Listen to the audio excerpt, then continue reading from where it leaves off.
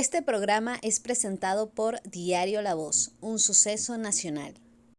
El Espectador de Caracas. 800 Noticias. Forum Supermayorista. Compra más, ahorra más. Style Shop, tu mejor opción en marca y accesorios. Bienvenidos a Conversando con Emilio. Bueno, finalmente pasó el referéndum. Y lo que pasó ese día y lo que ha pasado en estos 3 días es el tema de nuestra agenda el día de hoy. Hemos invitado a nuestro gran amigo Joel Horta, él es abogado y analista político. Joel, bienvenido nuevamente. Emilio, muchísimas gracias por la invitación. Joel, ¿cuál es tu evaluación en términos generales del referéndum consultivo que se llevó a cabo este domingo?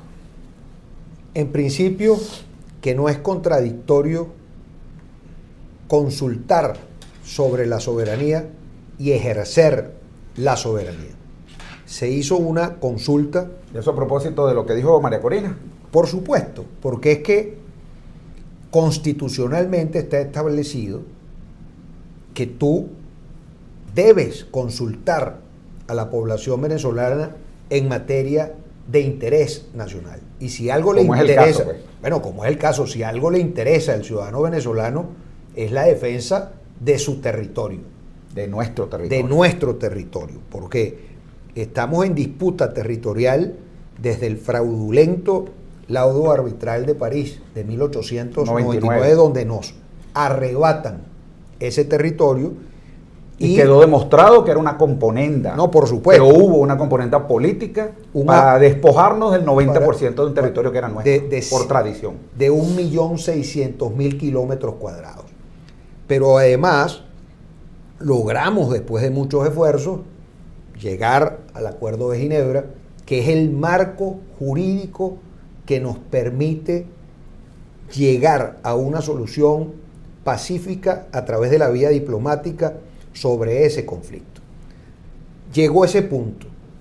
Luego, en el 2014 muere el buen oficiante y no se hace la reposición, la restitución de ese buen oficiante, y en el 2015, de manera abusiva y de manera provocativa, el gobierno guyanés comienza a otorgar concesiones petroleras y gasíferas en el área de reclamación. Como que si ese terreno fuera de ellos. Fuera de ellos.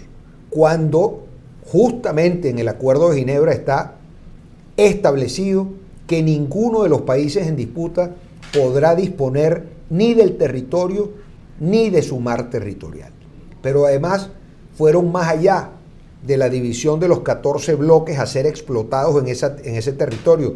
Otorgaron concesiones en aguas internacionales venezolanas. Y luego una provocación que fue más allá, que consistió en izar una bandera del gobierno guyanés en esa zona en reclamación. Y a 2 cuadras del territorio venezolano, por decirlo en términos coloquiales. Así es. Pero además... y entonces nos fuimos por un referéndum. Nos fuimos por un referéndum, el chavismo despertó, y digo despertó Joel porque yo he tenido una posición crítica en torno a las posiciones blandengues que hubo anteriormente. O históricamente, que le permitieron a Guyana avanzar, poblar, claro, es que nosotros, poner abasto y hacerse los locos y metiéndose en ese territorio como el que no quiere. Y entonces, como todo invasor. Y entonces, ahora pues, cuando nos damos cuenta, los tenemos a la vuelta de la esquina. Fíjate, esa es una deuda histórica de todos los gobiernos hasta este instante. Porque incluyendo este gobierno, fue en su instante, en su momento, cuando el presidente Chávez estaba en esa búsqueda de internacionalizar su liderazgo y de ser... Eran los vecinos, Guyana, el amor, mi pana. El himno era amor eterno con el CARICOM y con todo. Y el otro países, pana, entonces metiéndose poquito a poco en el territorio. Y el otro abusando.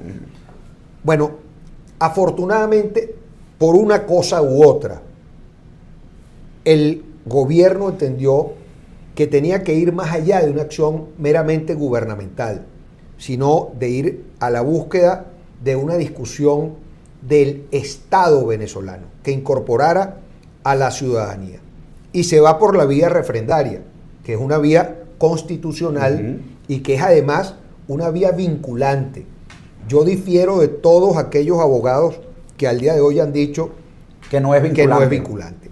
Porque es que lo que es bueno para el pavo es bueno para la pava, Emilio. Aquí hubo ya 7 referéndums y los 7 fueron vinculantes. Cuando el presidente Chávez pierde el referéndum para la reforma constitucional, que la perdió por una ñapita, bueno, eso fue reconocido y fue asumido, porque fue un mandato Así es. de la población venezolana, Así porque es. además el artículo 71 lo establece de ese modo. Y así ocurrió con los otros 6 referéndums. Todos fueron asumidos por el Estado venezolano a través de su gobierno. Pues Como ahora, una orden del pueblo. así es, ahora corresponde exactamente lo mismo.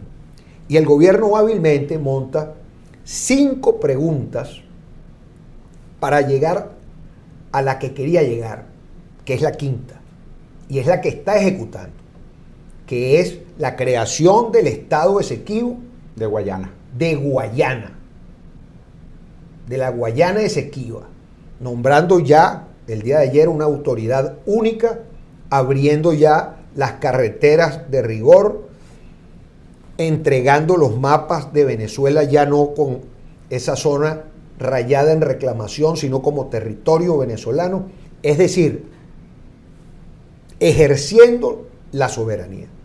Y esto es muy importante para Venezuela, porque nuestros ciudadanos deben saber que en esas aguas territoriales está la fachada atlántica, la salida a la fachada atlántica de Venezuela, de la desembocadura del río Orinoco. Pero además, los venezolanos todos debemos saber que allí existen reservas probadas de 26.000 billones de barriles de petróleo extraligero, más miles de millones de pies cúbicos de gas.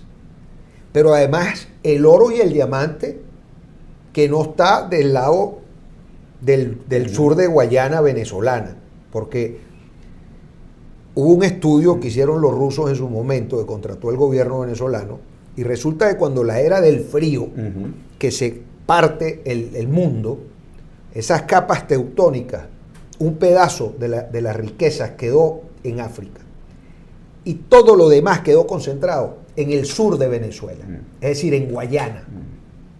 Ese es el territorio. Ahí está el lomito, pues. Ahí está el puro lomito. Para allá quedó la chocosuela, el ganso. Pero aquí nos quedó el pero lomito. aquí nos quedó el lomito.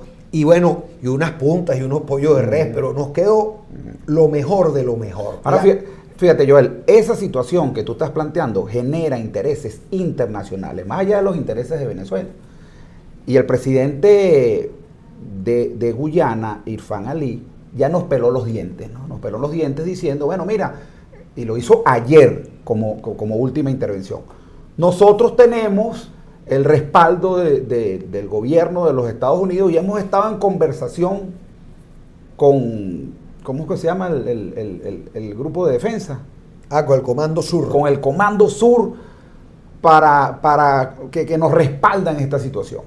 ¿Hasta dónde puede llegar esto? Porque hay muchos ejemplos, los rusos también dijeron, bueno, mira, nosotros estamos respaldando a Venezuela. Inmediatamente el presidente Y aquí Putin hay- dijo, y hay- Venezuela no está sola. Y aquí hay infinidad de ejemplos. Se me ocurre, por ejemplo, me viene a la mente el de Corea, cuando Corea fue a esa guerra interna y entonces los norteamericanos apoyaron a Corea del Sur, los rusos apoyaron a Corea del Norte y al final trazaron una línea, un paralelo, y de aquí para allá para los norteamericanos y Corea del Sur, y de aquí para allá otro sistema de gobierno entregado a la Corea del Norte y ayudado por Rusia. Llegaremos a eso, llegaremos a una Guayana Esequiba picada en dos. Mira, Venezuela Mitad para ti, mitad para mí. no creo que sea en esos términos. Venezuela tiene un marco jurídico que en aquel momento en esos países como Afganistán, como Corea, como Alemania después de la posguerra mundial, es decir, nosotros tenemos un marco jurídico que es el Acuerdo de Ginebra. y estamos obligados, porque ambos países lo suscribimos en el año 66, a resolver ese tema entre las dos naciones que suscribimos el acuerdo. Ahora, pero Guyana se amarra al laudo arbitral de París de 1899, donde se le dio el 90% de ese territorio. Bueno, está muy bien, pero ese laudo queda desestimado en el mismo momento que ambos gobiernos firman el Acuerdo de Ginebra. Ese laudo arbitral está muerto, sepultado, enterrado y ya está hecho polvo cósmico, porque ese cadáver... Pero eso no lo ha dicho la Corte Internacional de Justicia. Bueno, pero si lo dijere... Que es donde se está discutiendo eso, más allá que Venezuela, el gobierno de Venezuela no reconoce a la Corte Internacional, para mí, como tú me dirás si estoy equivocado, para mí ya lo reconoció cuando participó ahí la vicepresidenta y cuando ha llevado reclamos sobre su posible intervención en el referéndum, ya ahí lo está reconociendo. Entonces, bueno, no te reconozco, pero aquí estoy. No, lo que fue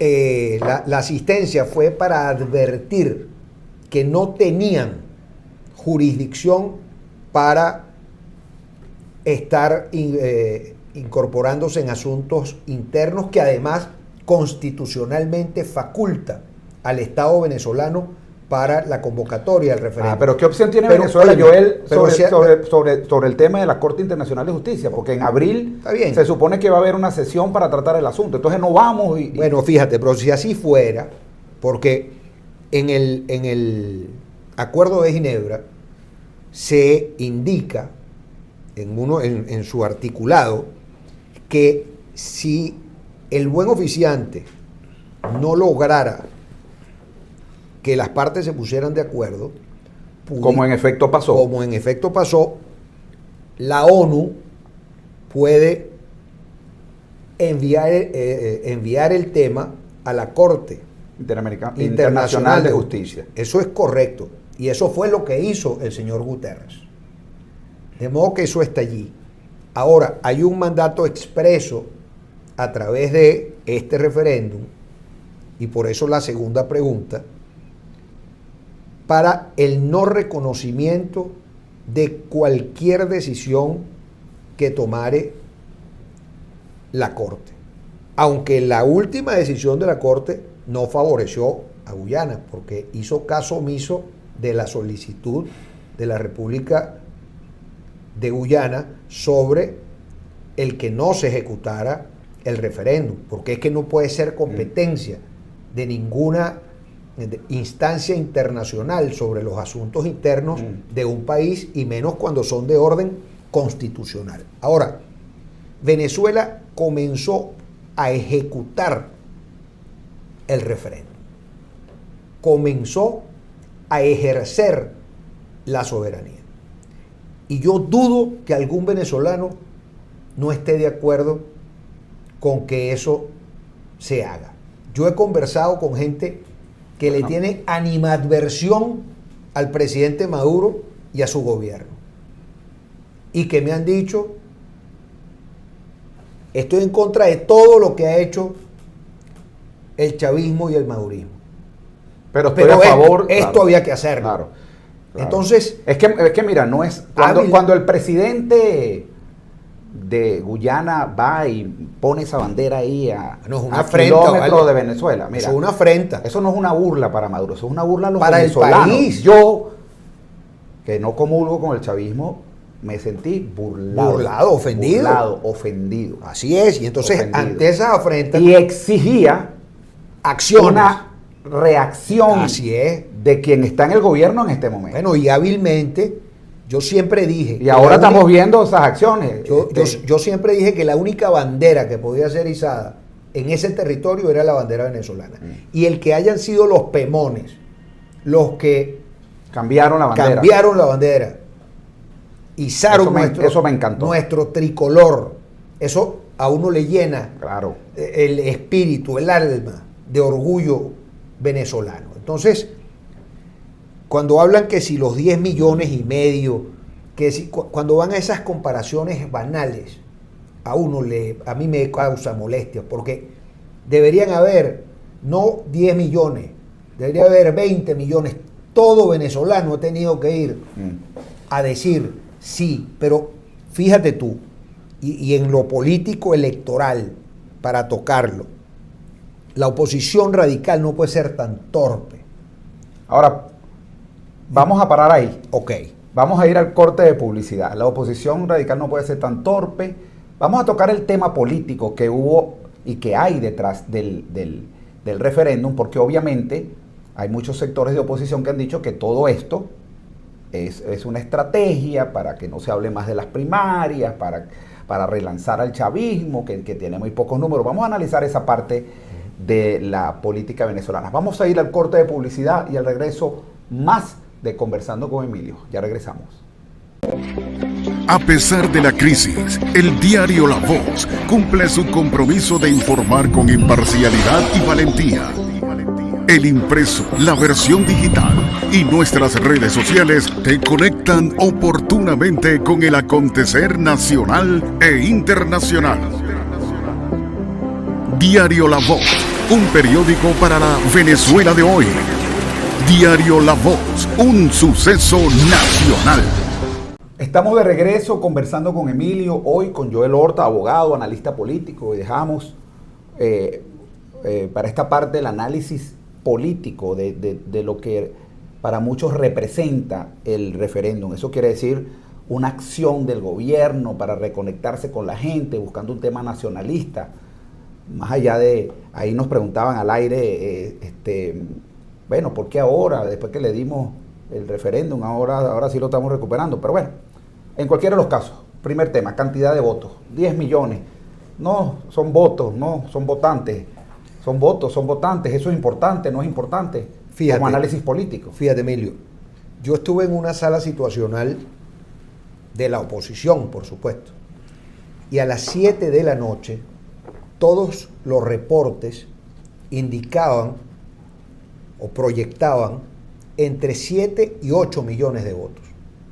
Entre 7 y 8 millones de votos, a las 7 de la noche. Habían extendido hasta las 8 y hubo centros en que la gente votó hasta las 12 de la noche. Pero eso no es lo importante. Yo hubiese querido que votaran los 20 millones de electores, todos los venezolanos. Además, es un tema de arquitectura electoral. ¿Qué hizo el gobierno? ¿Qué hizo el CNE, mejor decir? Bueno, instaló 15.000 centros de votación y 29.000 mesas. Cosa con la que yo estoy de acuerdo, porque es la manera de facilitarle al elector una participación mayor. Y eso debería continuar siendo así para el resto de las elecciones. ¿Qué hizo la comisión de internas? Bueno, hubo apenas 3.000 mesas, porque el efecto visual era lo que querían, para lograr decir, aquí hubo tantos millones de votos. No importa cuántos millones de votos obtuvo la señora Machado en la primaria, lo cierto es que fueron mucho menos que los que sacó incluso la Alianza Democrática en las elecciones del 2021. Esa es la verdad, duélale a quien le duela. Pero es también cierto que si fueron 10 millones, pongamos, lo que dijo el gobierno, 10.500.000, el CNE, todos sabemos que la base electoral del chavismo no pasa de los 4 millones de votos. Ahí están los números del 21, no pasan de 4 millones de votos. Más 3,5 que obtuvo el sector opositor en el 21, el sector opositor no radical. Si sumamos esos dos que iban de aliados, ahí son 7,5 millones de votos. Si le agregáramos los 2,5 o 3 millones de votos de venezolanos espontáneos, porque yo no milito en ninguno de los sectores. Tú no militas en ninguno de los sectores. Y yo he conversado con personas que no militan en ninguno de los sectores polarizantes, a eso me refiero. Es decir, al PSV y el Polo Patriótico y al mariacorinismo y el sector radical opositor. Bueno, quiere decir que hay un colchón de 3 millones de venezolanos nacionalistas, conscientes, que además, cuando se hicieron los últimos estudios, indican que la votación quien participó en la votación fue gente sobre 50 años, en su mayoría. Y cuando ves los números, Emilio, de acuerdo a las preguntas, te das cuenta que un 4 o 5% de las preguntas que no obtuvieron 98, como dos de ellas, fue ciudadanía que atendió el llamado de un sector que decía no vote en las 5, vote de otra forma. Y eso suma más o menos unos 2 millones de votos. Ahora fíjate, Joel, tú dices que estabas en una sala situacional y que llevabas un control que más o menos daba 7 millones de votos y eso iba... Entre 7 y 8 e iba creciendo. Nosotros tenemos, por ejemplo, porque yo creo que el tema es que son 10 millones o no son 10 millones para el tema del Esequibo. Para mí es intrascendente. Es intrascendente, pero para el análisis político en virtud de que en el 2024 vamos a tener unas elecciones presidenciales, el análisis sobre la fortaleza del chavismo, sí es importante saber si son 10 millones de votos o de votantes. Elías Hernández, de Andrés Bello, esto es en Barlovento, dice: qué cosa tan insólita pasó el domingo en el centro electoral de mi parroquia. Estuve hasta las 4 y a esa hora habían votado 73 personas. Fui a la casa y regresé a las 4:30 y ya habían cerrado el proceso y la máquina arrojaba 368 votos. Si multiplicas 73 por 5, que eran las preguntas, te da 365 y la máquina reflejaba 368 porque hubo 3 votos nulos. Entonces, según la cuenta que él está mandando, ese 368 eran votos no votantes, que hubo 73 votos y me lo está dando como ejemplo para decir que el gobierno está multiplicando por 5 la cantidad de votos.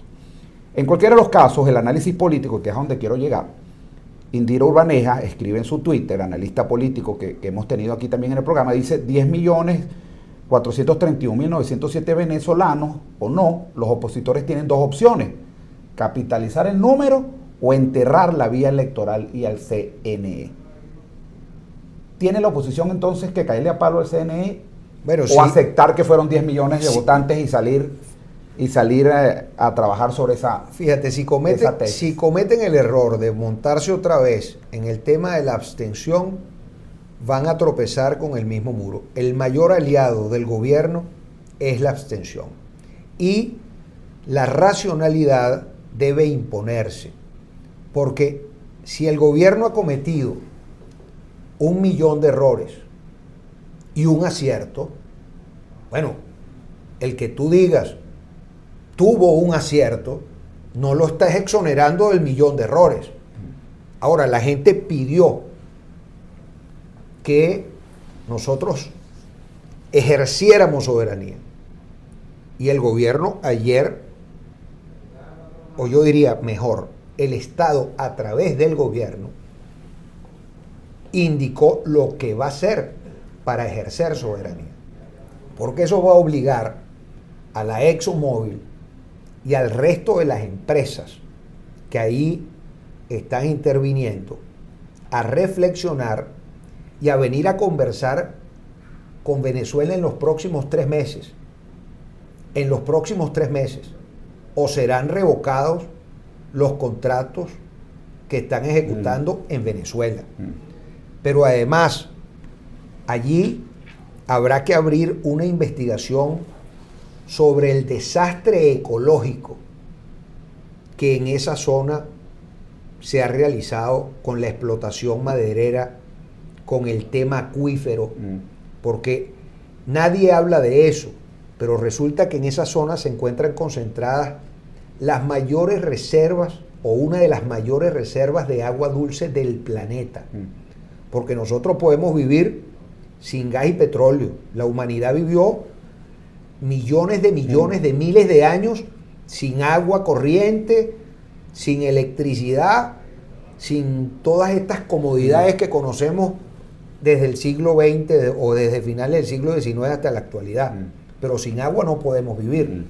Entonces, eso es fundamental que sea tratado y que sea acordado. Así que el tema ambiental es otra deuda que tiene el gobierno guyanés, no solo con Venezuela en este caso, sino con la humanidad toda. Es una investigación importantísima que también debe darse y entrar en la próxima discusión. Joel, volviendo al tema de análisis político de lo que va detrás de este referéndum, lo que yo sí vi, y quiero, la pregunta va a terminar, es en saber si la oposición tiene esa capacidad de maquinaria para el 2024, según tu análisis. Lo que yo sí vi fue una maquinaria activa y que se puede cuantificar. Por ejemplo, tú hablas de 15.000 centros, fueron 15.857 centros y 28.027 mesas en los 335 municipios del estado. Si tú multiplicas, ¿qué vi yo? Todo lo que yo vi, no que lo que me contaron. Yo vi un punto azul, por lo menos en Miranda, que fue donde hice el monitoreo. Un punto azul, no, ahora no son rojos los puntos, ahora son azules. Un punto azul con 5 a 10 personas, depende del lugar. Vamos a tomar 7 de promedio. 15.857 por 7 da 110.999 personas. Los testigos, que eran todos del chavismo, ponle 3 personas entre la huella, el libro, el que estaba en la puerta. Yo puse 3 personas. 28.000 mesas por 3 personas son 84.000 personas más. Ahí nada más, en ese cuentico sin movilización, nada. Sin unos por 10, sin arrastre, sin más nada. Son 200.000 personas. Por eso. Es una maquinaria política. Entonces, ¿tiene la oposición capacidad para montar una maquinaria que supere esa? Porque si quieres ganarle al chavismo en el 2024, si quieres ganarle a Maduro en el 2024, tienes que montarle una maquinaria superior, ni siquiera igual. Bueno, para mi gusto, en este instante, no se tiene. No se tiene. Porque además todos los números indican que el PSV sigue siendo el primer partido en su fortaleza, parece entre un 14 y un 18%, mientras que los partidos de oposición están atomizados. Y si no se ponen de acuerdo y siguen en esas guerras intestinas, y siguen en esa guerra de egos y de vanidades, definitivamente será muy difícil, porque cuando tomas los números, esta va a ser una pelea o una carrera que van a partir los caballos cabeza a cabeza. Y por supuesto, desde el punto de vista organizativo, quien mayor movilice, y por eso hábilmente el gobierno está haciendo una nueva arquitectura electoral, como lo dije en el bloque anterior, porque eso les quita el tema de la gran movilización, el tema de el encarecimiento de la movilización, y permite mayor control de sus jefes de calle, de sus jefes de CLAP, de toda su estructura, porque no es lo mismo tener que buscar autobuses, tener que perseguir a la gente. Si tú le pones el centro al lado a la gente, ese jefe de calle lo que tiene lo que tiene es que tocarle la puerta y llevarlo. Que es lo que yo vi, por ejemplo, en el municipio Plaza, en Guarenas, para hablarte de un caso puntual, ampliaron los centros en 16, quiere decir 16 centros más. Así es, y fueron 1.500 en total. Y de esos 16 centros que fueron en sitios remotos, barrio adentro, como se dice ahora, tenían aproximadamente 1.000 electores cada uno, pero había un control absoluto, así lo percibí, es que lo tienes del entorno, porque era más pequeño. Claro. Es llevar a tus vecinos, tú sabes si tu vecino no ha votado porque tú estás ahí. Mira, hermano, te no ha bajado. Es mucho más fácil, ¿sí? y te aseguro. Y eso, indiscutiblemente, bueno, habría que ver cómo la oposición le sale al paso a eso, pero eso favorece a quienes están armando. El que tenga organización, hermano. Mira, y te aseguro que esta fue una prueba piloto para las elecciones del 24. Para las elecciones del 24 ampliarán más. No te extrañe que en vez de 29.000 mesas sean 40.000 40.000 mesas. Sí. Porque va a ser mucho más sencillo. Ya no tienes que hablar de un 1 por 10, pero de movilizar a gente de zonas remotas a su centro. No. Sí. El centro lo vas a tener al lado. Óyeme. Lo que sí lo vi, Joel, fue como una estrategia del gobierno, porque en centro, fíjate, en Guarenas hay un centro clase media en Nueva Casarapa, que tiene 11.000 electores. Ese centro ya no da más, hay que abrir otro. Bueno, tú sabes lo que hicieron ahí, quitaron una mesa. En vez de poner más mesas, bueno, quitaron una mesa, porque eso es un centro que la oposición lo gana 80% a 20. 8 a 20. Entonces, bueno, ahí es donde tú te das cuenta de que es una cirugía quirúrgica, una operación quirúrgica para favorecer al gobierno. Pues. Bueno, pero es que, ven acá, el poder electoral, nosotros tenemos allí 2 rectores que tienen, yo te diría, cercanía con los sectores de oposición. Y ninguno de los 2 rectores, que los conozco a ambos, tanto a Aimé como a Juan Carlos del Pino, los considero amigos y los considero gente honorable, seria, y en ningún caso han desestimado lo que ha manifestado el poder electoral. Entonces es un error que la oposición extrema o extremista se ponga a volver a llamar a la abstención. Se van a quedar absolutamente huérfanos, como está igual en presa de su propio discurso nuestra amiga la señora Machado, porque o va al TSJ. Esa pregunta te la quiero hacer, nos quedan 2 minutos, Joel. Tiene que tener una capacidad de síntesis para responder estas 2 preguntas, que no son 2 preguntas difíciles. 10 millones de votantes o 10 millones de votos para el chavismo es importante, porque entonces Maduro es el candidato o Maduro no es el candidato, porque si son 2 millones de votantes, bueno, el chavismo tiene que evaluar si Maduro es el candidato. Primera pregunta. Y segunda pregunta, hay 5 pasos que el gobierno, una ruta que el gobierno dio para que los inhabilitados apelen y sean posiblemente habilitados. Eso no es automático. Capriles dijo que sí se va a meter en eso. Superlano dijo ayer que va a esperar lo que diga María Corina. ¿Qué crees tú que va a decir María Corina? ¿Maduro candidato? ¿María Corina va para la ruta a habilitarse? Después de lo de ayer. 2 minutos. Después de lo de ayer, no me cabe duda que el presidente Maduro va por la reelección. Ese acto en la Academia Militar, con la presencia de todo el cuerpo diplomático, con la presencia no solo del alto mando militar, sino de la más alta oficialidad comprometida, ahora más que nunca, con su comandante en jefe, con la presencia de la mayoría de las fracciones de la Asamblea Nacional, o con todas las fracciones de la Asamblea Nacional, incorporando a los de la oposición venezolana, y el fortalecimiento que le da la acción de ir a tomar posesión de lo que nos corresponde territorialmente, en el caso de la Guayana Esequiba, le da una fuerza, una solidez brutal. Va a ser muy difícil pensar. Y sobre el tema de María Corina, que asuma esa ruta. Bueno, María Corina está para habilitarse. Está en un gran dilema, porque ella no reconoce al gobierno, no reconoce al TCJ y no reconoce estar inhabilitada.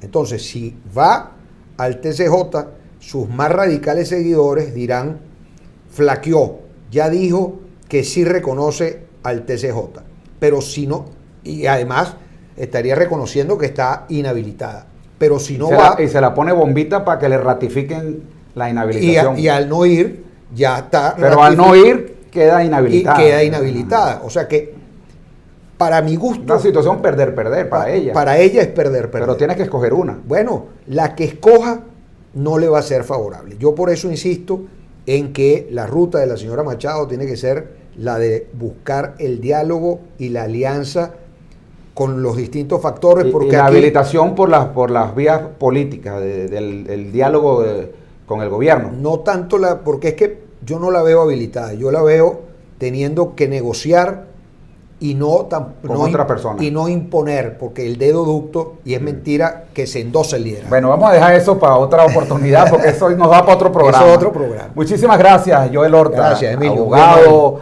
analista política. Las personas que se conectaron tardíamente, les recuerdo que Conversando con Emilio, ustedes en YouTube colocan ahí Conversando con Emilio, entrevista a Joel Horta, y pueden encontrar esta y todas las entrevistas que hemos hecho hasta este momento. Hasta otra oportunidad, que estaremos nuevamente conversando con Emilio. Chao, chao. Este programa fue presentado por Diario La Voz, un suceso nacional. El Espectador de Caracas. 800 Noticias. Forum Supermayorista. Compra más, ahorra más. Style Shop, tu mejor opción en marca y accesorios.